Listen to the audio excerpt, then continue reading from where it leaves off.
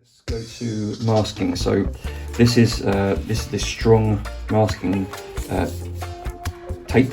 It's a long roll, 30, just over 30 centimeters, I believe. So that's great for covering wood.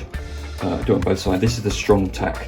What I do, and I've said this a number of times in the Glowforge UK group, I have medium tack and high tack, and what I try and do if I have the time is I will, when I buy my material, my wood, I will use the medium tack here. I will spend some time just covering it up with the medium tack on both sides, and some without, just on one side, because some things you need both sides done, some you don't, so I do a bit of both. I cover both of them up, and then I lay them on top of each other, stacked up on top of each other. All my materials are stacked up on top of each other on this shelf, on these shelves I have on my Glowforge unit. And what I find that does is by using the medium tack, it's not the best. If you use it there and then and you put it straight in your machine, it's not always the best. Sometimes it can be a bit flyaway, especially on certain materials that aren't, a bit more sort of rough on the surface, aren't smooth. Acrylic is fine, but wood, it can fly away at times, especially you've got small cuts and engraves. It can pick up, and also with the air circulating around, you then risk the paper gets stuck in part of the mechanics or even onto the lenses or blocking the laser. It can be a bit of a pain. It's never happened to me so far, but it's a risk. So I use this medium tack for preparing my wood, and then I stack it up. And what happens is, over time, the weight of the wood obviously can also help with any bowing, because some cheaper materials tend to bow a little bit. This is from it's just the basic plywood from Catronic, this stuff, one of the suppliers, and it was some of it was a bit bowed, not all of it, but some of it was. So the stuff that wasn't bowed I put on top of the others, and it slowly, over time, it gets the bowing out of it. But I use, if it is a bit bowed, I use the little clips. You can get these for free on the Glowforge community forum, and just get them cut out some wood.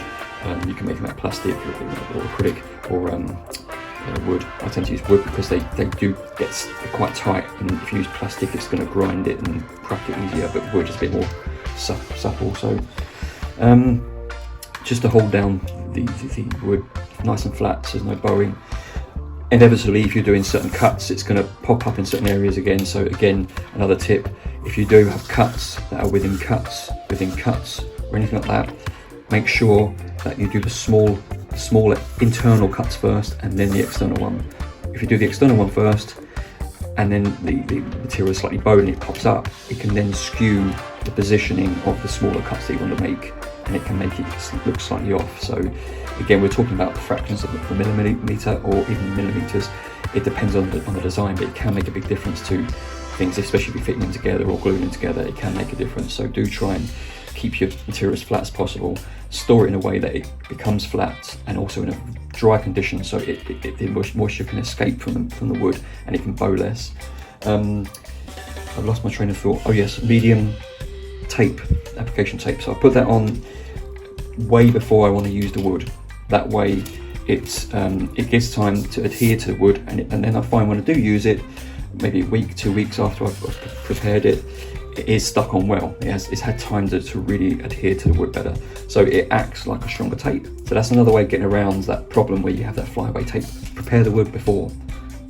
If you can't, and you have to do it on the fly, then use the stronger tack, because this will stick better. Again, it's still not perfect. This stuff I picked up from GM Crafts.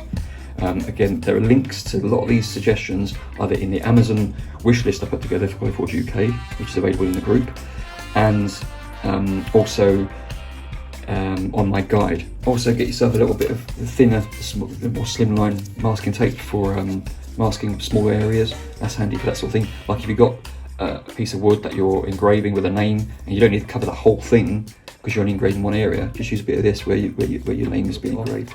When you've got masking stuck onto a piece of material, so with this being masked, this is one of the first pieces I did, but if this was masked, I could manually peel that off. And then obviously if you've got lots of detail and hot bits and pieces, you've got to keep peeling off bit by bit, and sometimes you have to use like a pick or like a weeding tool. And if you've got things like MDF, that can get marked quite easily, or even if it's acrylic, it can get scratched quite easily if you're using something a bit harsh to get the masking tape off. I don't have nails, so I can't scrape off like that. Some people are lucky like that. But this, you peel a bit of tape off, of this masking tape off, this gaffer tape off. whack it over the area they want to peel, and just rub it down nice and hard, and then peel it away, and it takes the masking tape off. It's brilliant. Doesn't work for everything. When I've got real fine engraves, again like something like this, the engraved side, there's lots of detail there. It managed to get some of it off, but not all of it off, because the masking obviously was engraved away and it had lots of little tiny detail. It wasn't all. It's a bit sticky and residuey. It wasn't helpful. Residuey isn't a word. I don't know why I said that, but anyway, you know what I mean. So I had to use, like I say, soapy water or a bit of rubbing alcohol to help get the masking tape off this. But for most things, wood, MDF, and obviously certain other pieces of acrylic projects, larger pieces, this gaffer tape trick is brilliant for that. So get yourself a bunch of that. Again, you can look around, shop around at pound store. I had 3 rolls of this for like £1 each, or £1 for a pack of 3, I think it was, a pack of 2.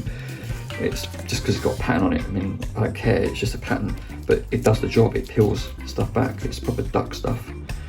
So duct tape, good stuff.